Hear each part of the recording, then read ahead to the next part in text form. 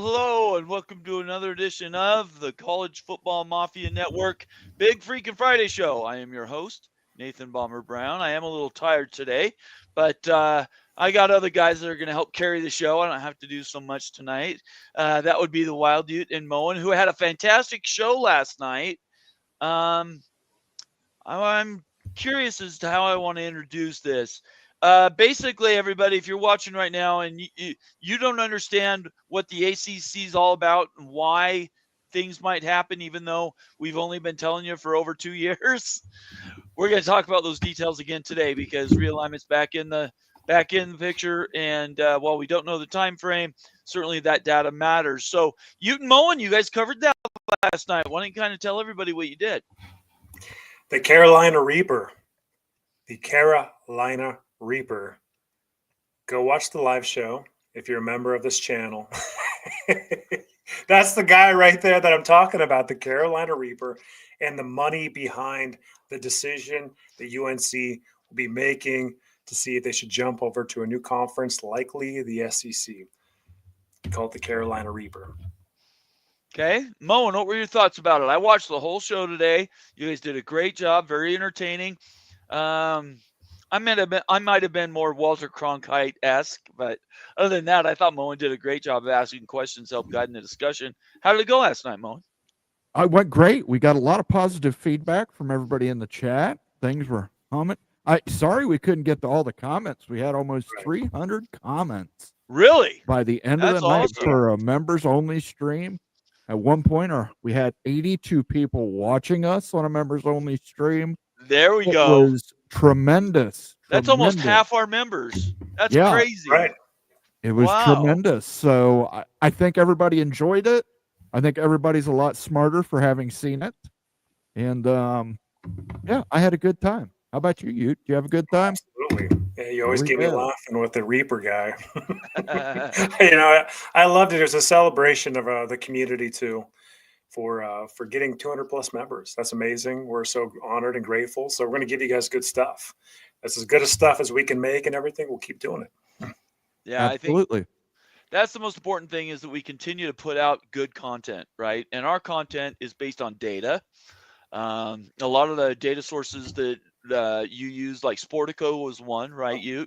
What are some of the other data sources you use? Just refreshing for new people. Yeah, so that piece of analysis, we use Sports Media Watch, Nelson rated data, Sportico estimates, got guidance from Tomahawk Nation, Jeff Fuller on ACC payouts, looked at multiple articles to get college football playouts from the Thamel article. There's probably about 10 to 15 different pieces of source information that went into a lot of it. Okay. It all got combined together, then using some finance principles. Okay. And if you're new to the channel, if you're just watching us for the first time on YouTube tonight, for one thing, get to work, start following us on Twitter and subscribe to the YouTube channel. We're pushing to 5,000 subs right now. We're actually making progress. So please help us do that. But these are our videos, and these are live videos, and there's literally like over 100. Then we have membership videos, which is what last night was. That was a membership bonus show, specifically, earned because we got to 200 members. And then last but not least, we have all of our shorter videos, short form videos. And let's talk about this ACC TV value channel. There's a show that you did, Ute. I'm going to forgive me while I pause it. This particular one, ACC value grades, who's driving realignment, that's open to the public, right? That's for everybody to watch. Sergeant Pickle, shout out to Pickles in their community. He compiled 11 years of Nielsen rated data from Sports Media Watch. It took him weeks, months to get this data. Wow. I'd been working on a set. I had done a couple of years, but I had not done anything fully comprehensive like this. Without that data, we could never break out a video, important video like that ACC viewership video. 11 years of data, weighted averages. You got to watch it if you haven't watched it to give you a really good glimpse of really what that brand initiative is going to look like for the ACC as far as the shares go. I have posted the links for both shows. I did it just a second ago for the Carolina Reaper, which is a members-only video. Don't go watch them yet anyway. Wait till our show's over tonight. But then that second post I just did, that one's open to everybody. So everybody can go and watch it. And I have an open challenge. I haven't anybody take me up on it. We do the best member videos, best short form videos. The quality of the videos we put out is unsurpassed. I don't know anybody that does it better. And it's because it's all based on real data, right? We'll do opinion pieces too, but at the end of the day, data drives decisions. And that's what right, guys? Our channel is built around trust, research, and really caring what the members and viewers want, right? Absolutely. Yeah. Well, and we care about it too, because we're psychos, guys. That's absolutely We're true. college football psychos. We're realignment psychos. We're news psychos. And the biggest psycho is talking to you right now and everything. I absolutely freaking love it. And I think our members and our whole community love it too. So absolutely. But you left off one thing, Bomber. I'm sure I left off several things. We love to dance. Oh, my heavens. These new graphics are amazing. Dance. That is awesome. I love those. Those are so good. One day, we're just going to have to show everybody all of them. Like, take up 20 minutes and you just go through all of them. That would be fun. Hey, how about before we start into discussion, we do shout-outs a little early. You guys okay with that? I'm fine with that. All right, let's go right. Nathan Campbell, first one in the house, saying, hi, guys. Great to see you, Nathan. Thanks for being here tonight. Ryan Willie checking in. Member extraordinaire representing the Big Ten. Wisconsin in the house. Mowing a Wild Ute. I wouldn't try one of those hottest peppers in the world, the Carolina Reaper. If I survived, I'd probably feel like crap for a week.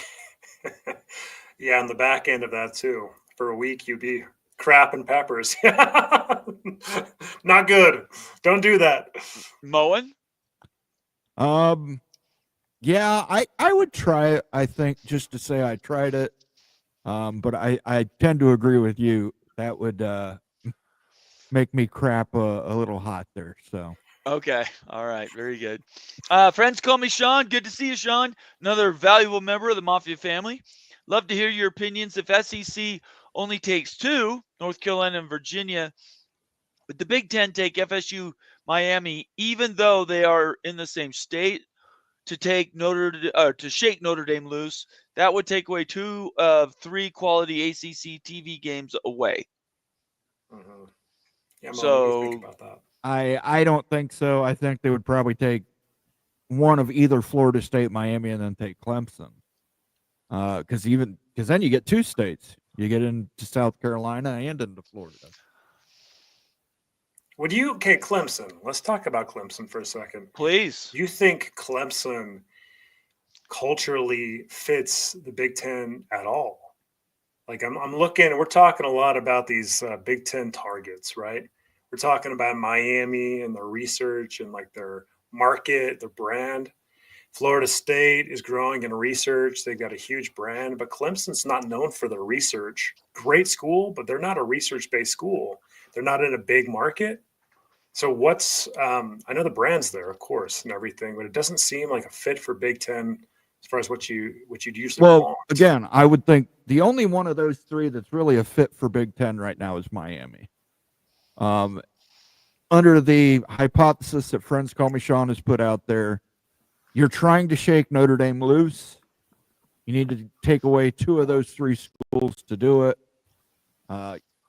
With Clemson, although it's also not what you would consider a typical Big Ten school, it gets you into South Carolina. It gets you close to North Carolina. It gets you into parts of Atlanta. Yeah, I just think you would take. Why just get 1 state when you can get 2 states? So this is really important to me that we start getting this out and we start using the correct words, because these words matter, especially in realignment and everything else that's coming. We are making projections based on the data that we have access to today. That data could change tomorrow, right? Sure. And we need to be flexible and be able to add those things. I personally think I'm struggling, and everybody knows I love especially Florida State and Clemson. I'm on record. I love those guys. I want them to be big. Finding them a home right this second in the Big Ten or SEC in my mind is getting hard. And it's because the media valuations for those schools, does it carry the 70, 80, 90 million that it would take to subsidize themselves being added? Doesn't mean they can't. Maybe they take a half share. That would pay for itself, right? If you can get a Florida State at half share, Clemson at half share, that'd be fantastic. But I know you feel a little bit more strongly about UNC. Yes. But these are schools that a year ago all of us thought were P2 driven. In fact, we thought it was already over. We thought it was going to happen Right. last spring or summer, and now we're a year smarter. And I think we can look at that data and now analyze it a little different, can't we? Yeah, we can take. Well, let's talk about this. I mean, like Florida State and Clemson, they would never gone to the courts unless they believed they had a P2 spot, right? I agree. Yeah. So that is still foundational, I think. Like no Yeah. matter what we talk about, they were so driven because they are so sold they're going to get a P2 invite that they went to the courts and spent millions of dollars. Absolutely. So true. there's some strong evidence that they feel pretty dang comfortable. And if they're feeling pretty dang comfortable, that makes a lot of sense that we should too. And it's just not a shot in the dark. I don't. Right. So in other words, I do think that there's actually more to this than they're just going to get left out of Big Ten or SEC. It's interesting to just try to fit everything into place, right? Like Miami, we know that the Big Ten's interested in Miami. You know, like we don't know at what level that is at the moment, but there's interest there, right? And it looks like that could happen. But like, you know, Florida State, like we did that video a month and a half ago talking about the action plan for the Noles. They've got some work to do. Yeah. And like you've talked about, Nate, like Florida State and the Big Ten would be bonkers ratings and football ratings. Absolutely. Bonkers. Yep. Like there's so much benefit for Big Ten to go down to Tallahassee and land the Noles and that massive brand.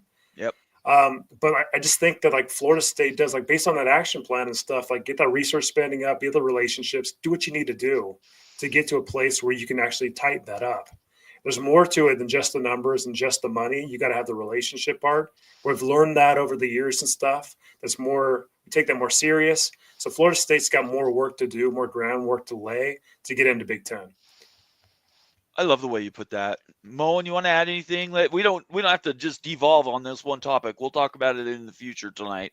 But I just that Sean asked a great question or posed a sort of a I think it's important to keep in mind Florida State and Clemson are going to do bonkers ratings wherever they go. Yes, they will. Because they're Florida State and Clemson. Right. Not in ACC compared to the SEC or Big Ten. Compared to, I mean, like we're talking like they're going to double their ratings in like the ACC. Compared to the Power 2. I would agree. Well, we did those analysis all last year, and we saw those pop up, right? So, right. But I think those brands are too valuable. They're not going to be left behind. I love it. You guys are the smartest viewers in all of YouTube, social media, on Twitter, certainly. So we really appreciate all you guys' smart searching questions. We really appreciate getting those out. Go Black 45, one of the best names around, has become an OG member of the Mafia family. $5 super chat. U of U and BYU wager for this year's game. Loser takes a bid out of a Carolina Pepper live on YouTube. I'm happy to bet stuff. That's one I'm not gonna. Holy smokes, that is a throwdown right there. Yeah, we might be out of the podcasting game for a couple weeks after doing that. Yeah, maybe Moen would eat it for me. I'm just not that adventurous on stuff like that. I'd eat one. I would try. I'd buy Utah gear and wear it for a week. I mean, I do stuff like that, but I've got an even bolder one. I think whoever loses has to go to the store and buy Skyline chili. An entire 5-way of Skyline chili live on stream. Okay. What does How that about mean? I don't know what Skyline that chili? That's the king of Cincinnati right there. That's like whatever. The dish of Cincinnati. Okay. Oh, it's not good. Cinnamon chili. Oh, you hate it. I hate it. So he's saying it's a negative. People in Cincinnati love it. They call it chili. It's got chocolate and cinnamon in it. Oh, yikes! Cinnamon's okay in chili. Cinnamon's all right. But so Nate, what about this one? Okay, what about this though? And maybe go black. See if this would suffice then. So Okay. what if whoever won the game this year, the Holy War game, Yeah. what if the other person, rather than wearing gear, made a short video saying, I love Utah, I love Utah, I love Utah, or I love BYU, I love BYU for 5-10 seconds and put it on the channel? Man, you do something like that, it's on there forever. People Yep. clip it out and re-show it Forever. over and over. I don't know. Let's you and I think about it. I don't know. All right, I we've think got a we lot need of time. a little. Yeah, we do have a little bit of time. Yeah, it's not till was that November? So we got a little bit of time to talk about that. Go Black also did one of these. Moen hit it. He gifted a membership to Chris Evans. Thank you, Go Black 45, for the super chat, for the gifted membership, for your continued generosity, and for Moen, because we all know Moen is the word. Moen is the word. Moen is the word. All right? I give you permission on this day to say Moen is the word. Is that it? You done, Moen? That's it. Okay, That's it. all right. By the way, if you received a gift, consider. Oh well, who did get the gift? Did you announce that? Chris Evans was gifted that. Okay, If you receive, you said that. if you receive a gift, consider paying it forward, like Bomber was just going to say. Yeah. And I will remind people, if you want to give a super chat, gift a membership, become a member to the channel. Click the little cash icon down there by the window. That little cash icon, it opens the door to all reality. I love it. TF Williams checking in, another member of the Mafia family. Good to see you, man. Hey, everyone. I hope you all had a wonderful week. I think I had another good week. I don't know. How'd you guys do? Fantastic. Excellent. I love it. Skaven, yes, checking in. Another member. I love saying these member shout outs. Go Big Red. He didn't type it, but I'll say it. Hello, gentlemen. GBR. Good to see ya. MBM has become a super fan. We really appreciate you, MBM, and all the things you've done for us, especially in the last month or so. Thank you very, very much. Go Pokes. There we go. OSU. Pokes. Go Pokes. And then he says, College Football Mafia sets us up the bomb. What does that mean? That was in response earlier. Hello, gentlemen. Oh. Okay. All your base are belong to us. Oh, yeah. All your base. Set us up the bomb. Okay. One of the greatest Japanese English mistranslations in history. Yeah. I saw that in real time. So, anyways, Eric Jones checking in, another Ohio State rep, Big Ten in the house, saying, "Hey, good to see you, man. It's been a minute. Appreciate you. Thank you for your membership and your continued loyalty. We really appreciate it." Caleb Ramirez, likewise for him, also representing Brutus. Hi, everyone. It's going to be a good show. Well, we certainly hope so. I didn't say this to these guys before we got started, but I can only go about 75, 80 minutes. Okay. Okay. Stephen Vitt checking in saying, "Did you see Brutus dancing down there, Bomber?" I'm not watching. I'm reading. Oh my gosh. Oh man, you got to watch. Simone is just entertaining as crap sometimes. Well, yeah, always. Yes, that's true. Stephen Vitt says, "How's everybody doing today?" Good to see you, Stephen. Thanks for being here. Clint Moses checking in. I spy a beaver in the intro. How long did it take to find something for Oregon State? No, not long, but overall between the intro and the outro, it took me probably about 8.5 hours. And you will notice every A4 school is represented, as well as probably the top G5 schools. So everybody gets represented. Try and watch in there next time you're watching the intro. Figure out where you're at. See your old school mascot. There's some weird ones. But definitely check it out. I'm glad you spotted that old school beaver, Clint. There we go. Fergie in the house representing Colorado Buffaloes, Big 12. Have a great, valuable member and a contributor extraordinaire. He's really, I don't know if you guys caught our show on Wednesday, but man, he has some amazing insights into things. And we're going to do a video based on maybe some things that might come up if the opportunity comes in college football. So I'm really looking forward to doing that with him. He has homework. He's putting it together. Have a great show, boys. Got to go to the theater now. Watch replay tonight. Be good to my Buffs. Fergie was here. We appreciate you, Fergie Fergie. was Shonsky checking in, BYU football, saying, hey, everyone. Thank you, Shonsky, for being a loyal member of the Mafia family, as well as Daniel, another loyal member, saying, surprise bomber, thought you'd be watching BYU Houston. I'm recording it. It is on ESPN2 for a berth to the Big 12 championship game tomorrow. One of Houston's best players is sitting. I don't know if it's on purpose or he's hurt, but BYU's taking pelts left and right. So Houston probably beats them by 10, but Iowa State was supposed to beat them by 8, and that didn't work out so well. So we'll have to see. The Big 12 is so good at basketball. Can I just say that? It's a murderer's row. BYU's played now 5 ranked teams in a row from the Big 12. I mean, that's crazy if you think about it. Bo Weevil checking in. Good to see you, Bo Weevil. Hi, guys. Go Clemson. Yes, Clemson in the house. Represent. Bo Weevil, if you ever want to come on the show, please hit me up on Twitter or something. I'd love to have a Clemson person on the show. We had one a long time ago. It's been difficult to get somebody else. I want some insight into Clemson. So if you want to volunteer, we're here to take you in. Devil Frog, the original OG Mafia member, and now a valuable member of the channel itself. The P3 should have an ACC expansion draft. That would be fun. Didn't we do one of those last year? We did one of those last year. I thought we did. Yeah. We need to redo that. I think so. I agree with you. I think that we should. Yeah.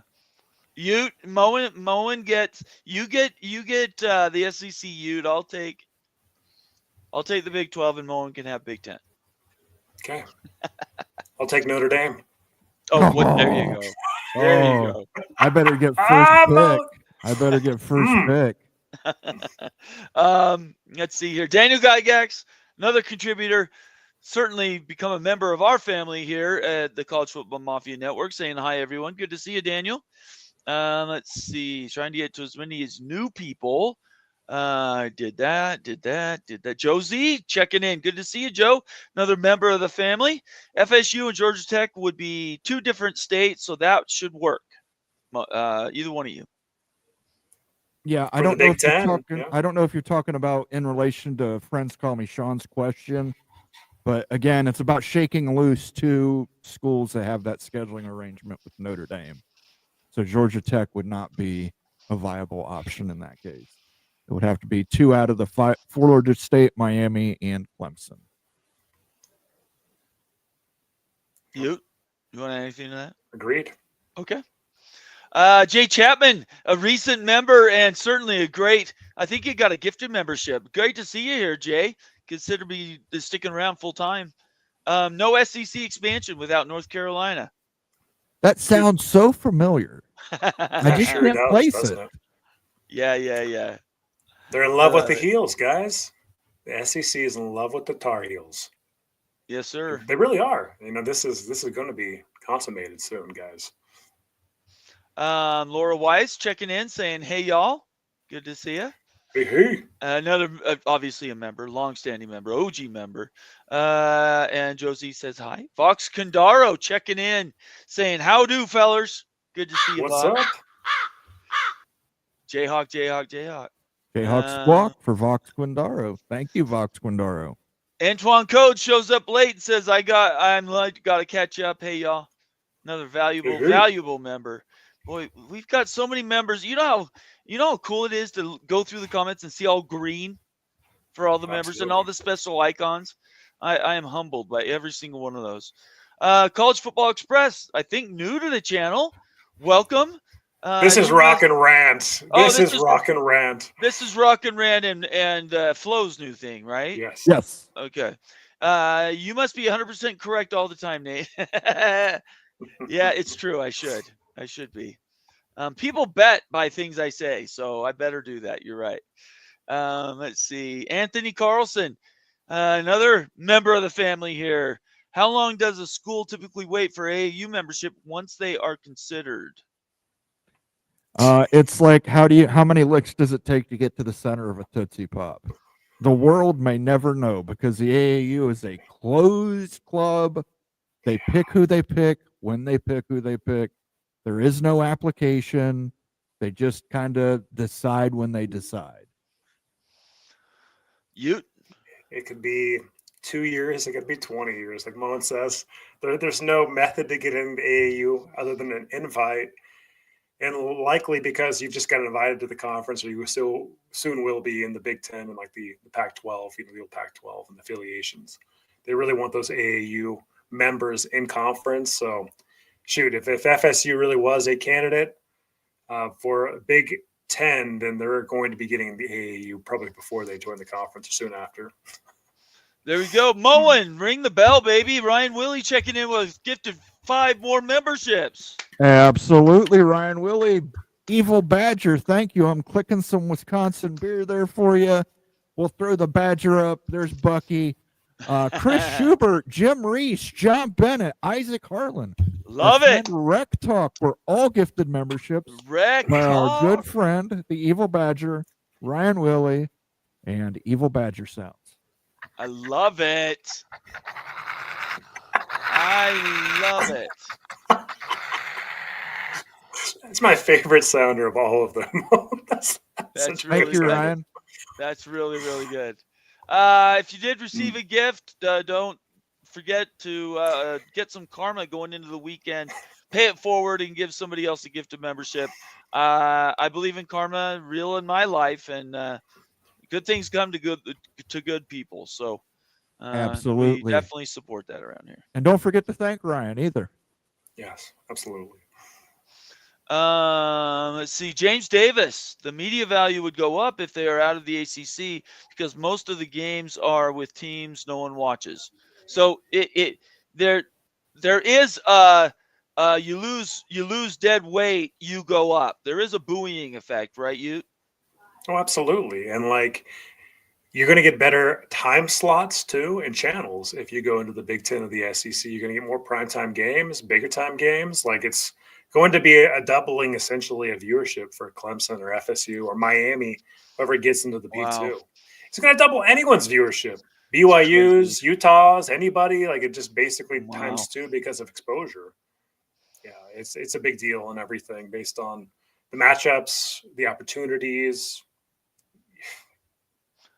Big noon. Right? I keep thinking the only thing slowing down anything happened today is the fact that they all have to have an invite to go somewhere. You can't go anywhere without an invite. So, Moen, you want to add anything to this comment?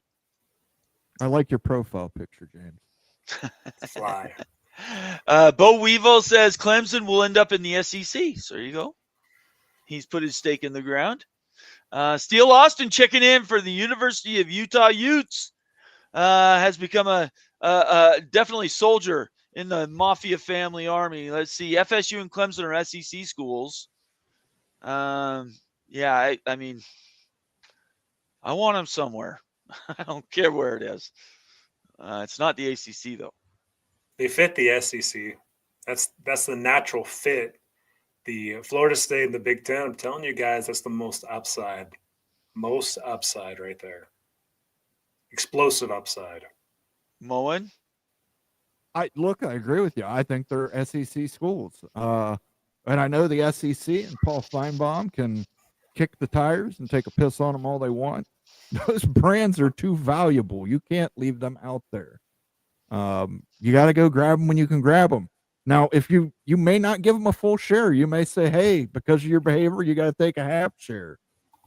That might be the case. And the other half of your pro rata share gets distributed to the other members to make them more money. But yeah, they're too valuable. It's going to be extraordinary if we get to the end and something that the whole world expects to happen and it doesn't. And people are going to be like, whoa, now what? Right? There is that possibility because economics have changed. The country's politics have changed. Media valuations for companies and even who those media companies are has changed. Who's a player, who's not. Apple TV has turned into be a disaster. Absolute disaster. And if the Pac-12 had gone there, it would be foundering. Yes. So there's no doubt the ideas that were fantastic 2 years ago now might be old. They might be gone, right? So people just need to, as Greg says, keep your head on a swivel and pay attention and be able to adapt and flex to changes in the market, right? The one place that FSU and Clemson will not be is in the ACC. In my view, Yeah, very strongly yeah, ahead. right. Like the ACC is just not financially viable to stay in for survival, even Agreed. with the brand initiative. Like, especially if a school like UNC leaves and that erodes value, you cannot stay. You cannot afford to stay. And so, look, there's three options, guys. I'll be honest with you. There's three options for if I'm Florida State or Clemson, Big Ten, SEC, or form a new conference. That's it. And you form a conference with the best of the rest and get what you can. It's better than staying in the ACC, especially if there is a break from UNC. And that has to be something we talk more about, guys. I'm very serious about that in 2030. About 12 teams right there, best of the rest, to try to get as much value as possible from the best of the Big 12 and the ACC. That is 100% realistic. I'm not saying it's going to happen, but that's very realistic. Yeah, it'll that 2030 date now is in stone. So certainly everybody can point to that and sort of planned. It gives you 5 years essentially, right? D5 Terps checking in. It's good to have Maryland in the house. Go Terps. Oh man, we don't see enough Maryland people. Thank you so much for being Terps. Here. We appreciate it. See, we had a few more new people pop in. Rob Ellen checking in. Rob's been here for a while for Clemson, longstanding member. Love to see you, Rob. If you want to do the Clemson thing on the show, hit me up on Twitter. Shots fired by Wild Ute. Wild Ute's going on record. I challenged him today on Twitter. I mean, our own Twitter. It's like, are you sure you really are in on this UNC thing? He's 100% positive. I would gamble a lot of money on that. I'm serious about that. Like, so what are you saying otherwise? That UNC is going to stay in the ACC? That's the alternative, right? That you're kind of alluding to if they don't. Yeah, that's right. That's not financially viable, guys. Like, just be really honest and stuff. Like, you're not going to tank two programs just because one has an opportunity to succeed somewhere. If we're talking about NC State and UNC dying together in the ACC, that is not a good business plan. That's not. Right. These aren't idiots, right? Making decisions and stuff. They have to make the move. Like, it's not even a question. So to me, it's a no-brainer. It's going to happen. Is it going to be the SEC or is it going to be the Big Ten? 95% sure it's going to be the SEC, but I'll put a weight on that of 99% certainty. I'm serious about that. Moen, are you as convicted as Ute is? Sorry, bad tense. I mentioned it last night. I do believe the backpack will be severed with the Wolfpack kickback. Okay. And then maybe an additional bounce to the Big 12, who then can take a little bit better care of them, right? So they work together. Brett Yormark's going to the Big 10 saying, we'll make this work, right? But maybe we do scheduling with the Big 12 too. There's all kinds of trades these conferences can do to sort of facilitate these more consolidation. That's all there is, right? We every show at the very top, there should be a very thin band, and it says consolidation is always happening, and it's something that's uniform, and will always be until we get to that finite point. When we get there, where you only have the best brands playing in an NFL light, we might be 30 years away from it, but it's going to continue to shrink it like a pyramid. There's absolutely no doubt about it. Ryan Willie, $2 super chat from earlier. Sorry, Ryan, I missed that. Thank you so much for your $2 super chat. Notre Dame is overrated. You had to have $2. Let him cook. This day. Notre Dame's overrated. Let him cook now. Let him cook. I said, let him cook. I love it. That's fantastic. That's a man who's convicted right there. There's a man who's convicted. Conundrum checking in. He's become a member recently, and he is involved. I love Conundrum. Thank you so much for being here. Tar Heels get to pick their bride, SEC or Big Ten, but you can only pick one. Yeah, you're not from Utah, so you have to pick one of them. Was that just you got to explain that out. That's joke? A good one, though. History happens, man. You can't deny history. You can only have one. You can't have two. That's awesome. So, yeah, I know. Yeah, I sure hope it's that. I hope it's that easy. I really do. I want those schools because Ute and I, where's Ute at? Ute and I can put our arms around each other virtually and say, if that happens, if those 4 brands are gone from the ACC, the Big 12 is ready to go. I bet they are. Brett Yormark's ready to write a check. Well, he has to. Right now, they're short on votes for private equity, according to Greg. But and why do you think that is?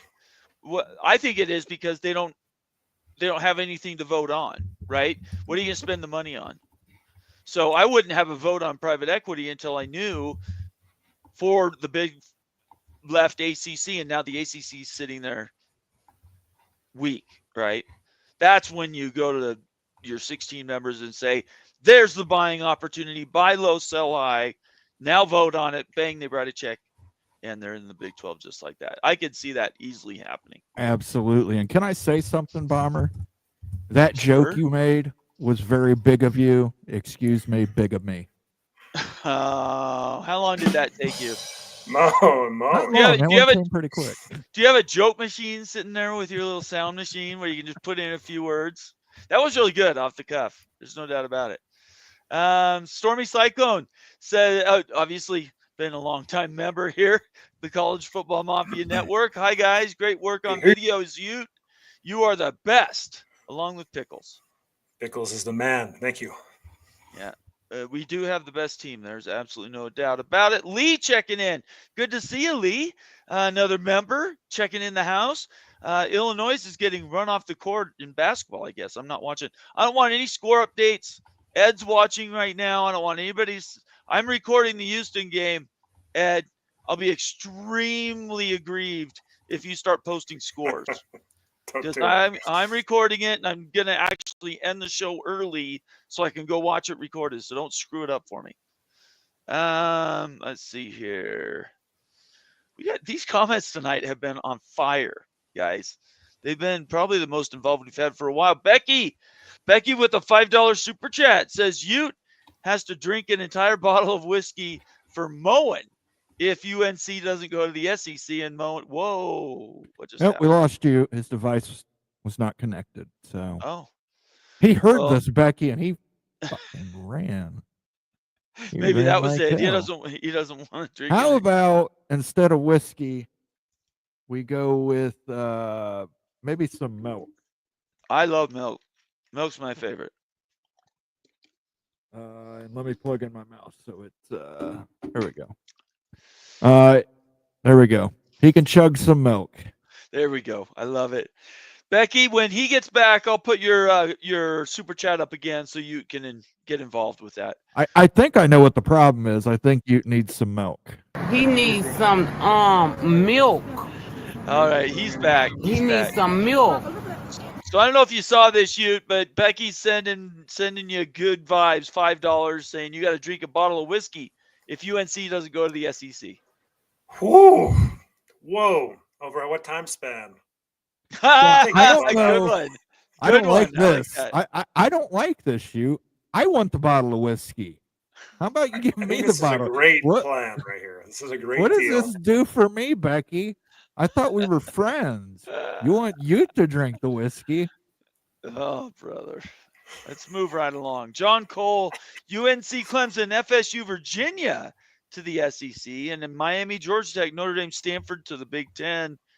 There's another color coordination. What do you guys think?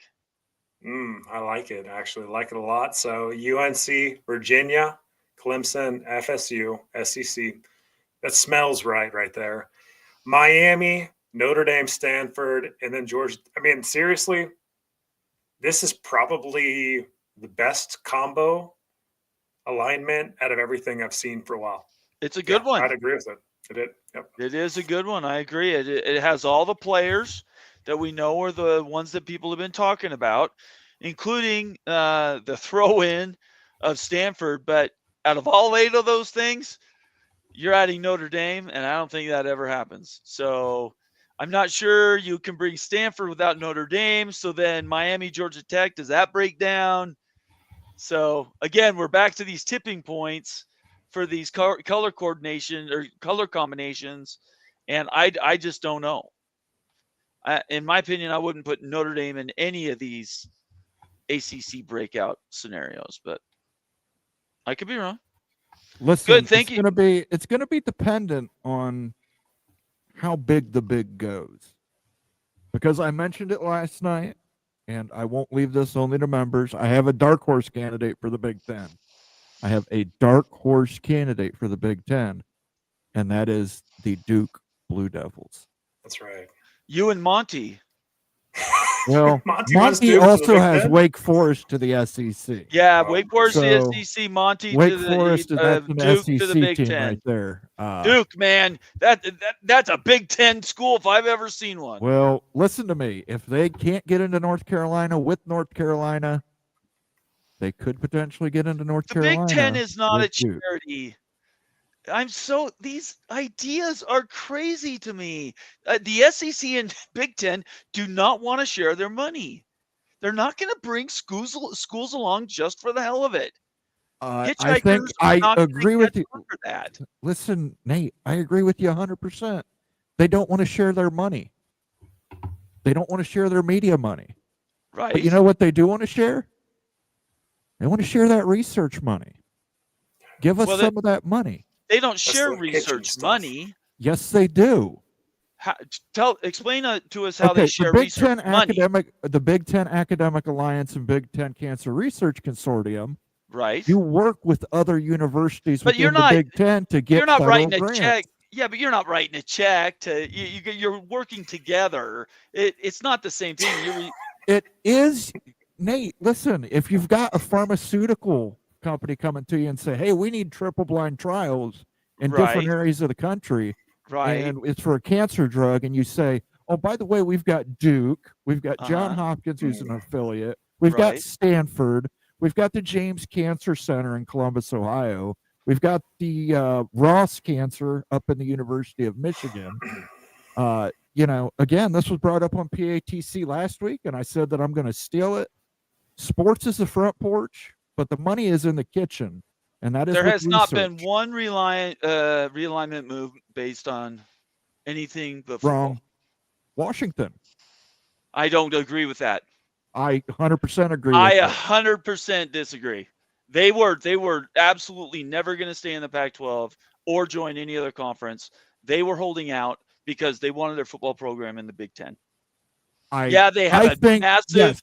They do have these massive monies in research and everything else. In fact, the University of Washington saved my life in 1990. I know what that is. I'm telling you right now, people then were thinking football. So all these other things might have been ancillary. But I'm saying, Nate, that when they wanted Washington in the Big Ten. They did not want Oregon. What do you say? If they wanted them that bad, why'd they let UCLA get in? And why wasn't it USC in Washington if they wanted them that bad? Because they needed to control Los Angeles. Okay. And it's not like UCLA. It's not like UCLA is some scrub research university either. Look. We can stop now, because in my opinion, that does not align at all with what actually happened. So, we can have this on a different show. We can have a debate about it. But if you follow the timeline of how things worked and how everything moved, Washington was an afterthought. And they had to have somebody travel with Oregon. Who was it going to be? Arizona State instead? Utah? No. It had to be Washington. I will disagree, but that's cool. We can disagree. I'm all right with that. Pull this comment up for Greg.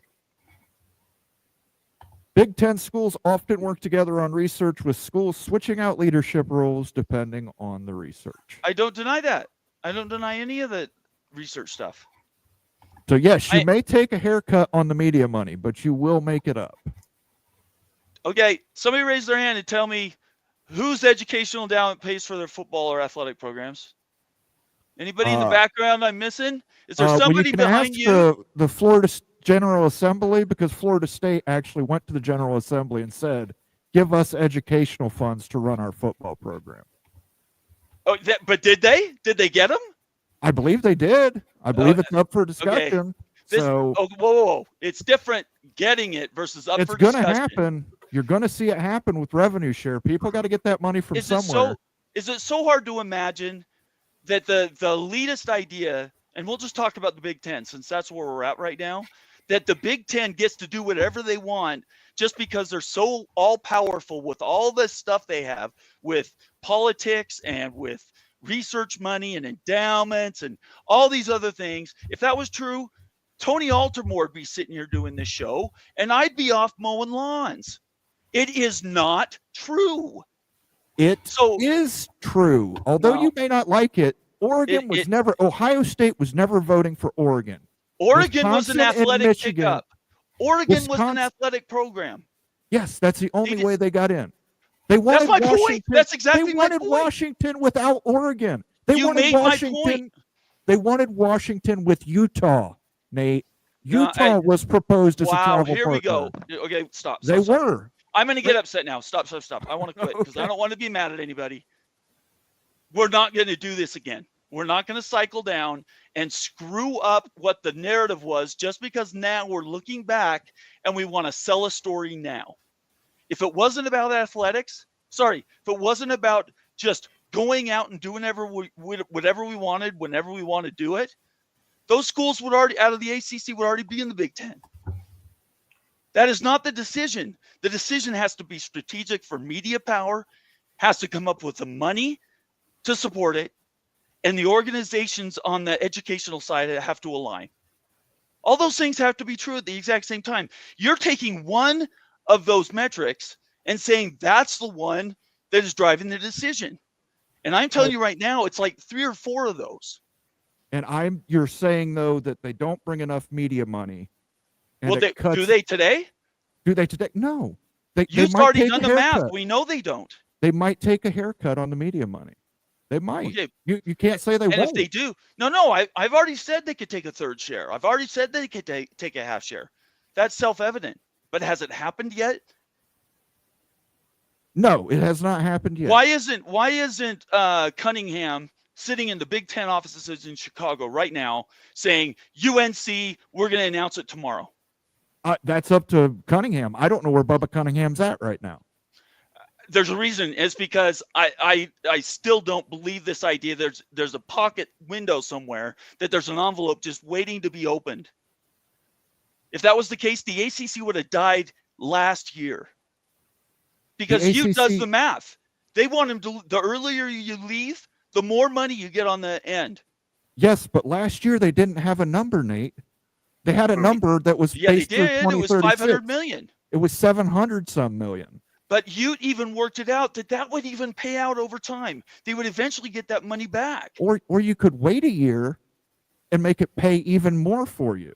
We wouldn't even be here if Florida State and Clemson hadn't sued. You're right. Florida State and Clemson took one for the team. Yeah, anyways. So the point is this is an ideal example of how messed up realignment is. There are 27 ideas of why a school might go to another school. Conference. It's not as simple as just saying it's this go. It's this go. Because if that was the case, we'd have 2 massive conferences and everybody else would just be in the second division. It would have already been done. It's not that simple.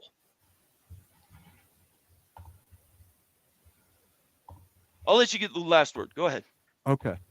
I disagree with you. I don't like the it would already be done narrative. That narrative has been disproven quite often. A lot of people said at one time, if the Big Ten was going to add Washington and Oregon, it would have already been done. It would have already been done, guys. Would have already been done.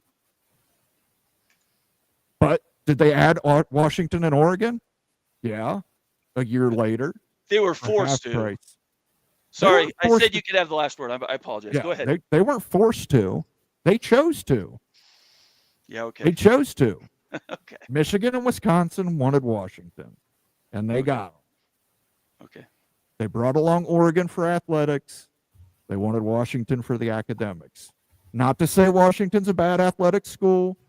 They had just played in a national championship against Michigan. Congratulations to the Huskies on that.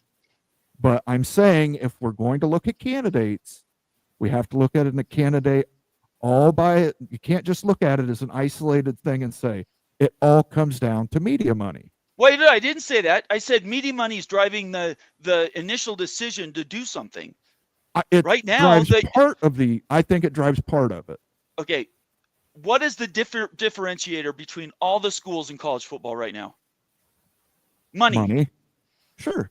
Right? But there's so money it's money. before. And it's the DMAs. It's the DMAs.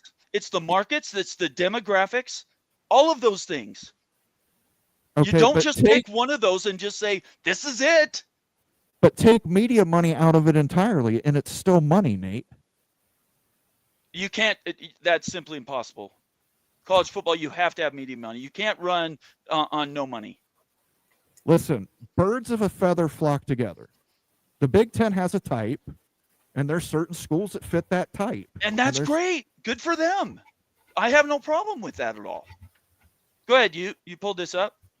Pulled it up. So Moan mentioned it right there. The Big Ten has a type, and this is the type that the Big Ten wants primarily. This is the rankings by total R&D expenditures by the National Science Foundation, as Moan says, the nerds. Right, Moan? Like this, we love you look at a list like this, and then you got Michigan here at 4 position, Washington at 5, Wisconsin at 6, UCLA at 7, UNC at 9, Stanford, Duke. Basically, this is the type. Like, so yes, media money for football and basketball matters tremendously. That's a huge pocket of this. And then like just cultural alignment. And when I hear you guys having this conversation, I think of cultural alignment. Like what kind of school, what's your focus of your school? What's your objective? What's your mission?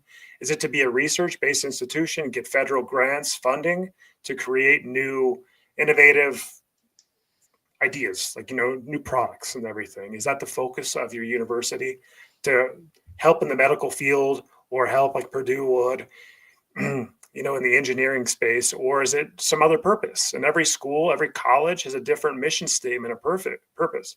But all the Big Ten schools, they all do focus on research. And so when you're linking something like this, like the rankings by R&D expenditures, these are like the heavy research schools. They're going to have bias towards the Big Ten. The Big Ten is going to want to be aligned with these. These are peer schools, in other words, that are culturally aligned with Big Ten. Of course. And guess what, guys? Here's the thing, is the SEC. The SEC, because they grabbed Texas, because they've got Florida, because they've got Georgia, they're growing on these lists too. The SEC isn't just like, the academics are improving tremendously in the SEC because of that money flowing in. And so they're just getting better too in this area, and they're becoming more research focused as well.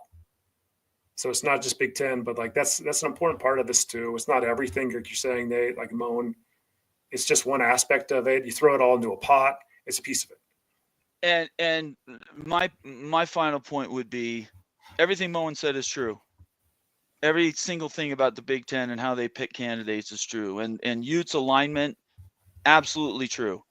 At the end of the day, though, we're not an academic channel. We're here to talk about sports, and realignment's about sports. I'm hearing from Moen.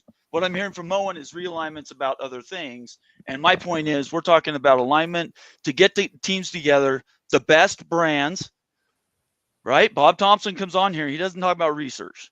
He talks about the best brands and the best markets and the best rivalries. Those are the top 3 things, 1, 2, 3. And research never comes up. So while the education, these are educational institutions, all of them, underpins everything we're talking about. At the end of the day, we're talking about guys getting together and smashing heads on a football field. So you can pick any one of those individual line items and say, this is the reason. My point is, it's a potpourri, and alignment is way down on the list for all these other things that could trump. You bring up Duke. What's the smallest population school right now? Is it Purdue in the Big Ten? Do you know off the top of your head? It'd be Northwestern, right? No, maybe Northwestern Chicago. It's not small population. Okay. Like as far as like a student population? Yeah, because I'm trying to come up with an analog for Duke, right? That's what got us on this conversation. Duke is the one that came up, and is it a Big Ten school? Well, all this research stuff says it does. They do all this business, but how many graduates do they actually have? I don't know what the. Are we talking about just class sizes? No. Just your alumni base. What's the alumni base? How many hundreds of thousands of people? You're probably right. Northwestern is going to have the smallest alumni base because Northwestern has the most stringent standards in the Big Ten. Right. And I would say Duke's probably close to that. The private pretty school, close to it. Absolutely. And so to get them in, you have other challenges. It's not just the fact that you're bringing them in for research and other things, or they play great basketball. You also have to take in consideration it's got a small alumni base. And if you look at the Big Ten, they're looking for population centers. They're looking to make an impact on giant DMA markets and dipping into lands to get better players in recruiting. Duke, it's a great point. It's a great point. Sitting out on an island all by itself. How does that? It's sitting in North Carolina, though, Nate. Oh, I get that they've got a small alumni base, but if we're talking about media dollars, you want to get into DMAs. Everybody's trying to get in the DMA of North Carolina. That's why North Carolina is such a valuable commodity out there right now. That's why the SEC and the Big Ten both want them. Whoever misses on them is still going to want in the state of North Carolina. I'm not going to dismiss Duke out of hand. And you're right. They've got a basketball program that is very well done. Somebody mentioned it last night. I apologize. I can't remember who it was. They've had 3 8-win seasons in the last 4 years. I'm not saying they're a throwaway football program. Yeah, they're better than some Big Ten teams when it comes to football. Right. I didn't say anything about their Northwestern. football. Yeah, I didn't say anything about their football at all. I just think we need to be multifaceted in the way we look at these expansion targets. That 8 that we put up 15 minutes ago was a fantastic list, but the poison pill is Notre Dame in that list. And if you don't include Notre Dame, how can the rest follow? So the ACC is absolutely the most sophisticated conference as we look to the next level of realignment / Super League / top end football. There's absolutely no doubt in my mind. So, Timo Everywhere Rambler. Do you guys know Timo? I don't think I've ever seen you. Welcome to the channel, Timo. Hope you're being entertained. We do this quite often, actually. Big Ten needs to get into Florida and Texas, maybe even Georgia Tech. Big 12 and Pac are also sitting nice in this, I think. What do you guys think? Very nice. I don't think the Pac is. The Pac's sitting great, Moan. If the ACC still exists and has to backfill, the most attractive candidates are probably going to go to the ACC. I tend to agree with Moen. I think it's going to go the other way. I think Stanford and Cal need travel partners. That's what I think. I see Cal and going to be a West Coast playing sports. They're not going to be able to. You think they're going the other way? You think the ACC? I do because I think the payouts reduce when the ACC gets cracked open. Oh, sure, for everybody, and so it becomes less financially viable to stay in the conference than ever, and you got more travel than anybody. As Cal Berkeley, I just don't think it's viable anymore. So I think that actually opens up Pac-12 opportunity. This is an open question, and this could be a whole show. We'll maybe have to do it in the coming weeks, but the AAC right now is being pulled east and west. The question is, does the AAC survive the ACC, great compromise? Well, no. I don't know. I think the AAC gets torn apart. They eat Coosa. Coosa gets torn apart.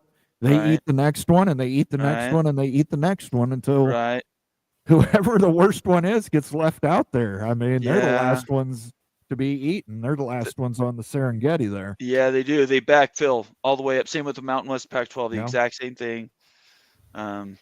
And I think I agree with you, Moen. I think it's easier for the school that the conferences, even the middle, the group of 5 conferences, they have more money than the Sun Belts or some of the others. So, or maybe not Sun Belt, but Horizon League or whatever you want to grow with. And as long as those leagues continue to exist, they're going to pull up. They're not going to trickle down. But consolidation also at the same time is happening towards a pyramid, and that means the AAC is Ute. And I think, in my opinion, it's more likely the AAC goes east, then Memphis and Tulane are really the pivot point, go west. But that's just my Memphis estimation. and Tulane are out the window now, guys. There's I think no they're way going, they're going to the ACC when they need to backfill. that's what I think as well. They're going to wait the 5 years or whatever it takes to get it. My only thing is SMU. We know SMU's in the ACC now. Right. Does that drive them to add more Texas schools in a backfill? And does that affect a school like Texas State, or Absolutely. UTSA, or any of those schools that might be traveling west? Do they now say, whoa, we might have an ACC school right here in Texas. Let's hold out and see before we commit to the pack? That my guess is that's happened, that it goes east. I think things are moving east. But explain how the Mountain West and the Pac-12 can put, center of gravity, pull them west. I think UTSA is the one attractive candidate that you'd want to go after if you are the ACC. And I think Moen brings up a good point. I think there's going to be a pause really from any big-time American candidate jumping to the Pac-12 today. There's no doubt about that, because they're going to be wanting to go to the ACC. Again, the question mark is, what does the financials look like for the ACC once this all happens?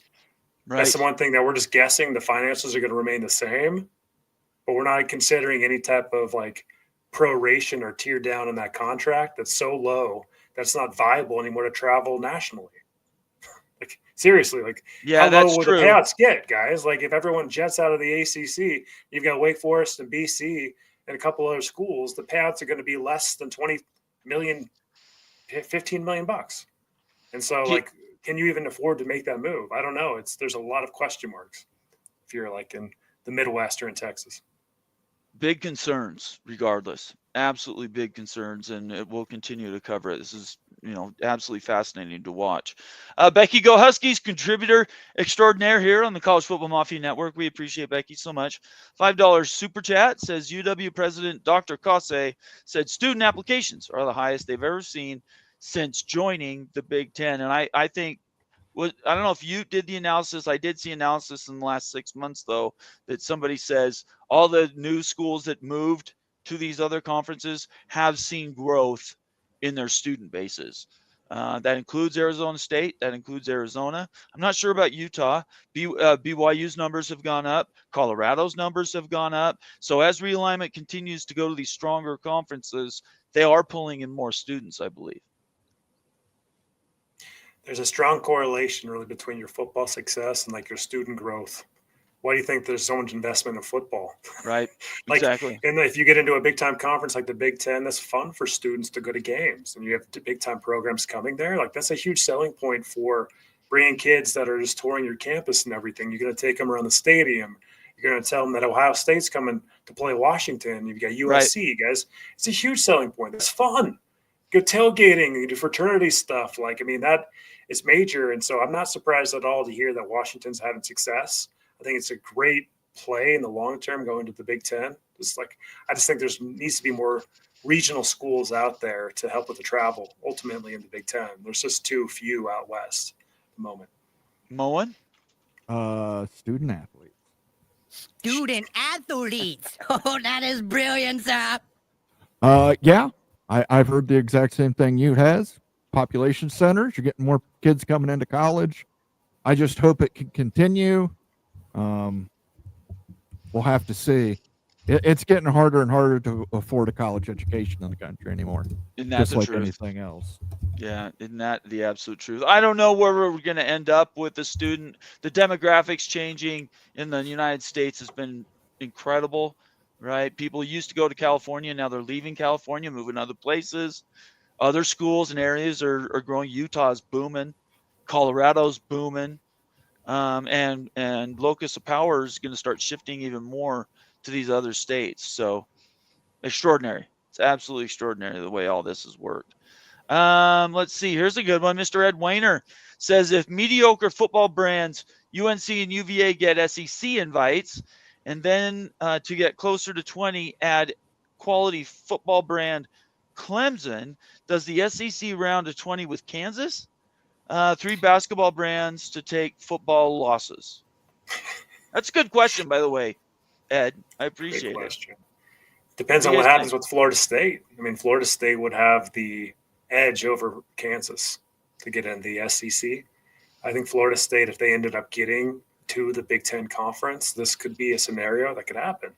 Kansas could be that 20th spot, or if it goes to 24, Kansas is going to be a candidate for the SEC. It makes a lot of sense in a lot of ways. So if you're KU and you want to get to the SEC, then you really want Florida State getting into the Big Ten, in my view.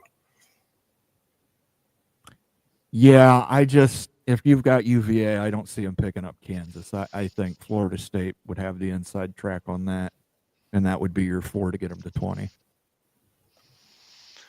Yeah, I don't know. There's a lot there. I think anything could happen. UNC, UVA, prime brands. UVA's nobody talks about. They sort of. I consider. You guys tell me if you look at it like this. UVA is kind of like UCLA.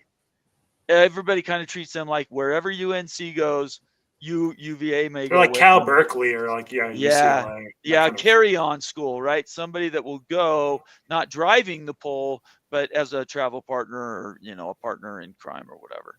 Yeah, and I've mentioned it before. I think Kansas is also a potential expansion partner for the Big Ten. Right. That has to be. Has to be, absolutely. Laura Weiss says Nathan loves to argue. That's a fact. I do. He does. I've done it my whole life. I do not shy away. I do not shy away from conflict. And listen, I would agree with Nate, but I don't want us both to be wrong. So. You're funny, buddy. Oh, brother. Let's see here. These you guys, Glenn Hanna checking in for the Oregon Ducks. It's great to see you, Glenn. Oregon needs to get wrestling back. How about that? Yes, they do. The West Coast schools need to get wrestling into the Big Ten. Tremendous wrestling conference. Gable Stevens, back for his 19th year at the University of Minnesota, apparently, will run through the NCAA championships. Whoa. Okay. If you guys didn't know, this is like Gabe Stevens. It's his 4th year of eligibility, but he actually left the university, turned pro, was a professional wrestler, played NFL football, and then they allowed him to come back. Really? With a year of eligibility from his COVID season. Oh my gosh. So That's he's how like screwed up 20. NCAA He's like is. 28. I mean, he has more experience than anybody. It's like not even close. He hasn't even had a closeness in terms of a match this year. He has just dominated the piss out of everybody. I would hope not. Jack Matheson. Good to see you, Jack. Welcome to the channel. Make sure you subscribe. Cancer research money is money laundry. I love that. That's funny. Listen, Nate and myself owe quite a Yes. bit to cancer research. So I would be I don't dead. think it's money Yeah. laundering. I don't think it's money laundering. Definitely help me. It's something though. There's a lot of money being spent in hospitals Oh, and sure. research and Yeah. stuff. So I'm going to check out a little bit early, everybody. Make sure before I leave, make sure everybody subscribes, right? You're watching right now. I hope everybody's having fun. Big Freaking Friday is what we do. And I hope you've enjoyed all the news and everything else. Make sure you follow all of us on Twitter. Subscribe on YouTube. That's really, really important. We're driving subscribers. We're over 100 people watching us live right now. Every one of you should be subscribed. And then consider becoming a new member of the Mafia family. And if you do that, you get access to all of our private member videos. And we had one just last night, and I'm going to leave that as the outro for you. Tell everybody kind of what you guys covered. Since they're at the top of the hour, you can do a reset, you. Yeah, any members, go check out the Carolina Reaper live show. We broke out the payouts in today's dollars for UNC jumping over to the SEC versus staying in the ACC, what that means for financially, and even with the ACC exit fees considered, with the Wolfpack backpack considered, it really breaks out the best case scenario for ACC survival with UNC, and still really revealing. Check it out. I just posted the link for that members video in the comment section. Click on that. And after the show, watch that video. You'll be the smartest guy at work tomorrow. I'll do one more thing. We'll have this super chat, and then I'm out the door. NBM, $20 super chat. First of all, let's give him a sounder and a clap and everything else, Moen. Oh, hot, hot, hot, hot. Hot, hot, hot, hot, hot, hot. MBM says Thank the you, Andy. OSU Cowboys to the Big Ten. I'm confirming it. We are all wrestling, golf, and intramural hockey. Let us in. Let him cook. Their Let him wrestling cook. program is top notch, guys. Hey, They've look, got a great wrestling program. Oklahoma State's a good school, and Yeah, they're their fan good, base is top notch too. and Good their people. athletics tip top. So they could write their own ticket in a few years. Just got to start building up some of these other dynamics that they seem to be measuring. I appreciate you guys. Thank you so much for sharing your time with me. I will be taking off. Ute and Moen, I tip my hat to you. Thank you very much for your work last night. I hope you guys had fun tonight, and I will see everybody on Tuesday. We will have another edition of the Big 12 Mafia Show. Tuesday night, 8 p.m. Eastern. I'm not sure who my guest will be, but it'll be fun. That's all I can guarantee. So, Ute, Moen, we'll see you later. You guys have a great weekend. Take care, Nate. Okay, see you later. Bye-bye. All right. I would say this, MBM, before we let you go. Again, thank you for the super chat. I think maybe Oklahoma State should do what Notre Dame did. Notre Dame just kind of parked their hockey in the Big Ten. Let's see if you can just park your wrestling in the Big Ten. Talk about a murderer's Why would they row. park their wrestling in the Big Ten? Talk about a murderer's row of wrestling. You would have Oklahoma State, Iowa, Minnesota, Penn State, Ohio State. Oh, geez. Whoa. Well, the Big 12 is wrestling, right? It's not on the same level as Ohio State.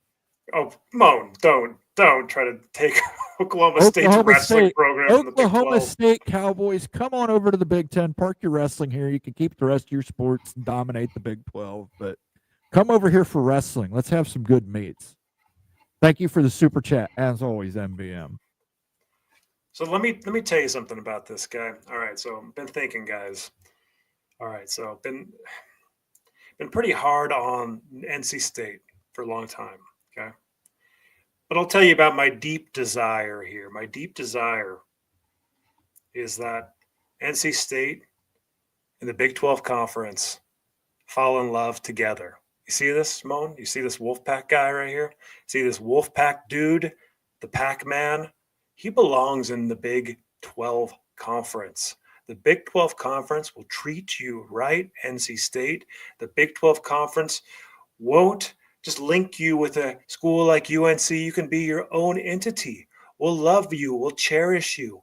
We'll give you as much money as we can here. You're going to be the premier school in North Carolina. You'll grow. We'll all grow together.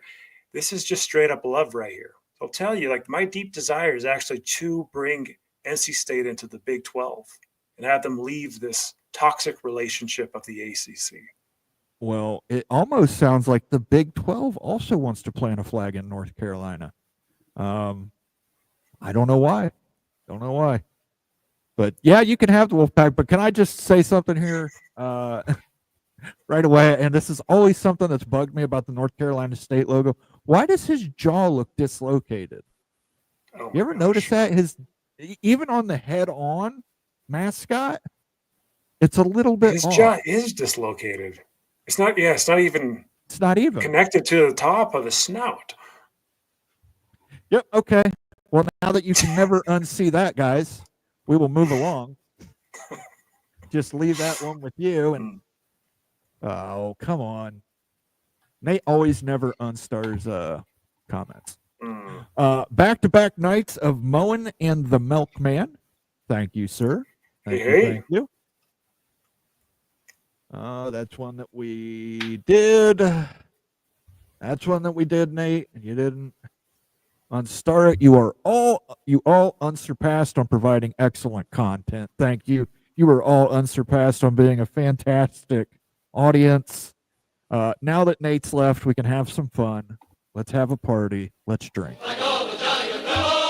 Cheers to that.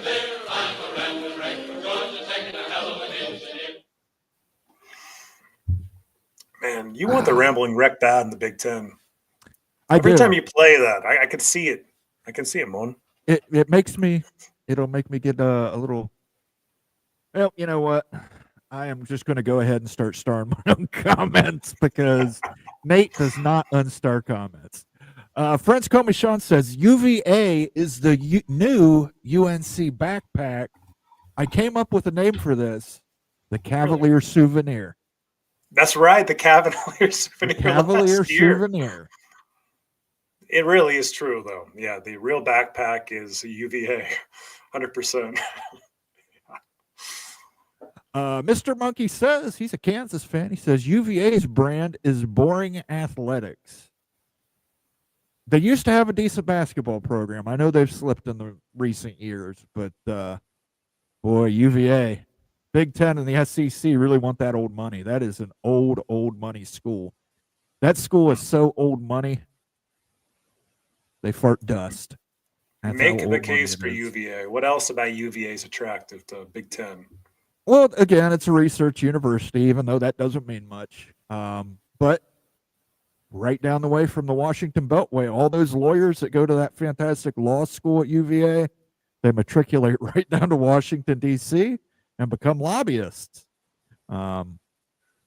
And, you know, it's got history to it. It's a beautiful campus, too. I toured the campus once. Beautiful campus. But you're right. The athletics aren't great. They're not a great athletic school. They're more of an academic school. Very much Cal Berkeley. Of the East Sort Coast. of. PSU Carter Starachi goes for his 5th national championship. That is correct. Penn State. And what can we say? They've been fantastic for the last decade. But every once in a while, a Buckeye gets a win there. So we'll take what we can get. Tawtown Hawk, another Jayhawk. Got a lot of Jayhawks. Should be an unlimited budget for hiring hot nurses built into every group. Give him a squawk for that, please. Give him a squawk. Could use that research money, like Grant. I'm going to let you guys in on a little secret. If you get an erection with a nurse, they will leave the room. You're lying. No, I'm not. They will leave the room. That is okay. That's nurse law, man. They have to. Okay. Timo Everywhere Rambler. That's a long name. North Texas isn't going to the ACC. Texas State isn't. A gutted ACC is nothing compared to the PAC. I assume he's talking to the Pac-12. The thing you have to remember, Timo, East Coast time slots are more valuable than West Coast time slots. That's the reason the Pac-12 couldn't get a great deal for itself when it was up against the Big 12. That's the reason Big 12 jumped in front and said, okay, we'll take a little less money now. And the Pac-12 had to do a deal with Apple that fell through at the last minute. So I understand you don't think a gutted ACC is more valuable than the Pac-12. It's got more valuable time slots. And let's talk about it. Who do we think would be left over in an ACC like that? Syracuse, probably. BC, Wake, Syracuse, and possibly Pitt. And Pitt's, SMU. Yeah, and SMU. Pitt's going to the Big SMU. 12, though.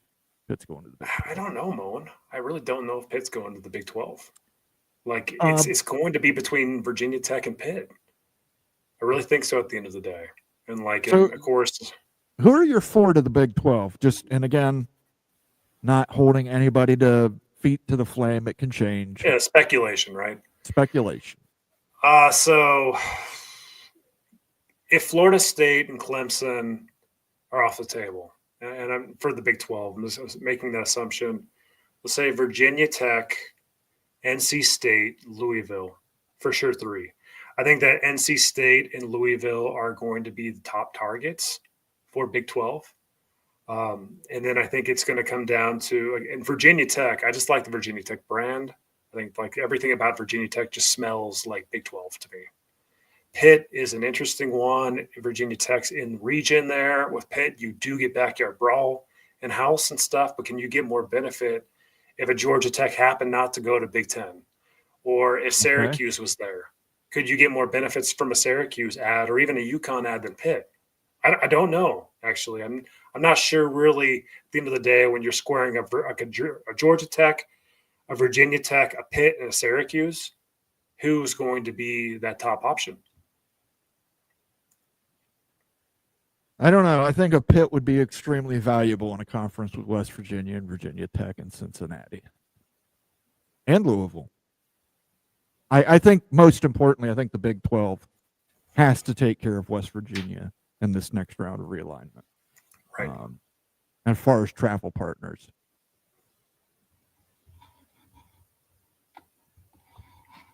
Stanford was only moving to the Big 10 or the ACC. That's right. They are the snobbiest of the snobbiest. TF Williams brings us up. Those 4 NC schools are also close together in the Triangle area, historically known as Tobacco Road. Mm-hmm. Absolutely true. So if you really want to get into the state of North Carolina, you're going to have to make some exceptions to some rules. Big could want UVA for recruiting for both athletes and students, plus a rival for Maryland. I theorized this in my previous Twitter post. I think the Big would want UVA more or less as a buffer state with the SEC. If the SEC gets North Carolina, I could see the Big making a hard push for Virginia. And the reason being to keep the SEC out of the DC DMA. That is a very, very rich recruiting ground. Ohio State, Penn State, Michigan, Maryland, Rutgers, pretty much every school in the Big Ten tries to get in there and get those kids out of there. So the Big could make that push. But again, if that's what greases the skids for UNC is they take UVA, the SEC is probably going to have to take UVA. I always think it's interesting to take a look at like the realignment map here. Okay. So taking a look-see and stuff, you can see here the SEC territory versus the Big Ten territory in different colors. So light blue is Big Ten territory, SEC territory is dark blue. And just look at the states that are in between. States that are in the ACC now or the Big 12, right? You've got North Carolina right there, hugging, obviously, South Carolina. You're touching Tennessee. Right there, right in the heart, not the heart, but like right there on the edge of SEC country, okay? North Carolina. That's one of the reasons that they're so desirable. It's not going to increase travel costs much at all to add North Carolina. And then also Virginia, and right there between SEC and Big Ten. Like these are the battleground states, guys. Battleground states, you're right. It is, like in Kansas is too. Like, let's be honest about this. Like, this is really, if you're not going to take a reach and stuff and go multiple states over, if you're going to go to contiguous, which realignment typically would go, if you're Big Ten or the SEC, you're going to take a battleground state. And the number one, so let's talk about battleground states. You've got Kansas, you've got North Carolina, Virginia, West Virginia. Those are the battleground states between the Power Two. Who do we talk about a lot? We're talking about KU more. That's a battleground state. We're talking about North Carolina as the number one mover. That is a serious battleground state, and Virginia sitting right there. It's no surprise that we're having these conversations with those schools because regionally they just make sense and everything. So one of the selling points for Virginia really is that space and being right smack between Big Ten and SEC and having DC right there. And like having all the old wealth and having the research and have the basketball history and everything. They might not be 100% revenue school in the SEC or the Big Ten, but they're probably 50%. A 50% share of media rights for a long time. They'd probably accept that without even a question. But there's not too many options that are free state options between Big Ten and the SEC anymore. There's 4. Yeah. And again, this all depends on how big these conferences decide they want to go. If the SEC is going to stop at 20, I think the 4 most likely candidates are Virginia, North Carolina, Clemson, and Florida State.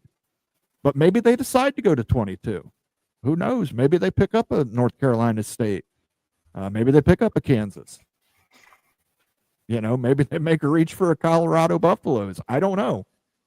Same thing with the Big Ten. If they're only going to 20, you would have to think it's going to be Notre Dame +1. And that +1 would more than likely be Stanford. Mm-hmm. But if they're going to 24, or even 22, there's going to be other schools in play. You're going to have a Kansas. You're going to have a Duke. You're going to have a UVA. You're going to have Miami. You're going to have Georgia Tech. There's going to be other schools in play. So, yeah, and really, we just visually look at it. Like, where are you going to go that you aren't already in if you're the SEC? Are you going to go into Big Ten country and try to grab a Big 12 school?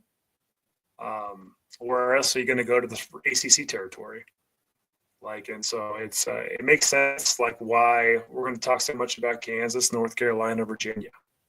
And part of the reason is just geography, battlegrounds. And this is a great point too, Ute, even though it's not shown on this map. Think about where the Big 12 is located. Yeah. Get Louisville, you get Kentucky. You already no have doubt about it. You have Cincinnati and Ohio. Yep. You already have the West Virginia University. You travel across the border a little way to Blacksburg for Virginia Tech game. Little further, North Carolina State. Now, what do? Are you going to jump to Syracuse or UConn? Or are you going to take Pitt? Yeah, looking at the map, obviously Louisville is a no-brainer. You're right there. Yeah, that's number one. I think that's number one without argument. And then NC State brings so much value getting into the state of North Carolina for the Big 12. You just got to go. Those are your 1-2s. And then, once you have Kentucky and once you have North Carolina, then Mullen, Virginia Tech, get into Virginia too. Yep. And then there's that one spot we're talking about. Yeah, and it's not going to be UConn at this point. UConn is not going to be a finalist if these schools are available. Is Georgia Tech going to be available? That's because you do have UCF when you're the Big 12, and UCF's on an island. And so Georgia Tech benefits UCF greatly. So I think Georgia Tech's going to be in strong consideration. It's going to come down between Georgia Tech, Syracuse, and Pitt. And if Georgia Tech's off the board, then Syracuse or Pitt. It might be Pitt based on the rivalry. I would say just adding Virginia Tech and North Carolina State alone benefit UCF. Those are much closer. Those are much closer schools. Well, look, UCF's right here around Orlando. Pretty close compared to Colorado all the way to UCF, or Utah all the way to UCF, or Arizona all the way to UCF. So it's interesting, but as I've said it before, maps don't mean much anymore unless you're the SEC. To the SEC, it means more. But the Big Ten has shown a willingness to go all over the place. So I could certainly see them grabbing a Miami, grabbing a Georgia Tech, grabbing a school in North Carolina, potentially grabbing a school in Virginia, grabbing these schools that are not, Virginia's contiguous based off of Maryland, but grabbing schools that are in states that are not contiguous to the Big Ten's current footprint. What the heck would the Big Ten do? Okay, say that you landed Miami, okay? Miami and you get Notre Dame, right? Notre Dame is in Indiana. Miami's in Florida. Then all of a sudden in Big Ten, you can see the Big Ten map here. Miami's on a freaking island, right? Yeah, you would have to add. You have to get more schools. At least one more, probably 2, 3 more, right? But you can't just leave 2 schools on an island as far away as they are down there. Again, I think it comes down to this: how big does the Big Ten want to go? If the Big Ten wants to stop at 20, it's Notre Dame, and it's probably Stanford. Yes. Miami is not going to be a part of the Big Ten. Now, if the Big Ten wants to go beyond 20 and they say, hey, let's just go to 22, you're taking Miami, and then you've got a choice of a travel partner. It's either going to be Georgia Tech or it would be Duke.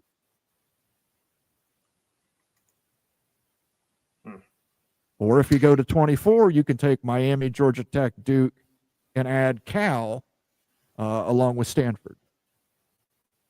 I just don't see Cal ever getting in the Big Ten. I don't think you can't double. Well, you could also add another Western state. As much as Nate doesn't like it, you could add a Utah. You could add an Arizona State.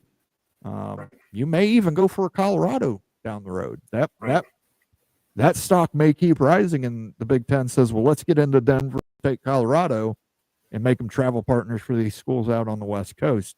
Anything can happen. We don't know what's going to happen. We're just making educated guesses based on all the criteria we have. Absolutely. And like SEC wants to get new territory, and they want to be in region, and they want to be contiguous. Would you agree with that, Moan, based on everything we understand and have heard? Yes, about the SEC, they want to remain the Southeastern Conference. That is very important to them. They've got 3 options: Kansas, Virginia, North Carolina. Yes. Right? If they want to get new territory and be new territory, or they have to build on old territory. Right.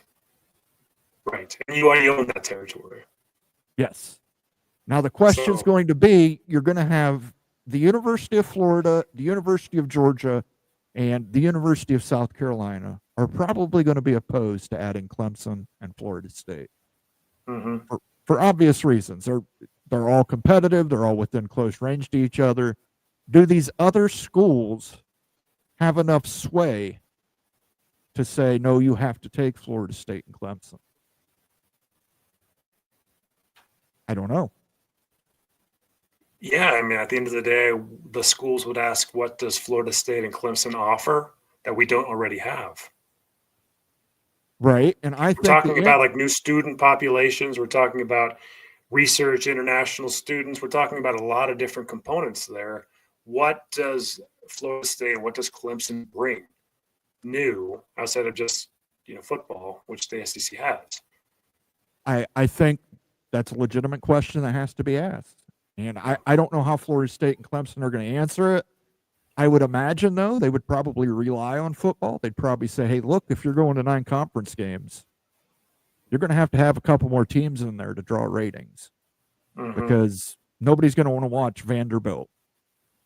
I'm sorry, nobody wants to watch Mississippi State. It's not good matchups.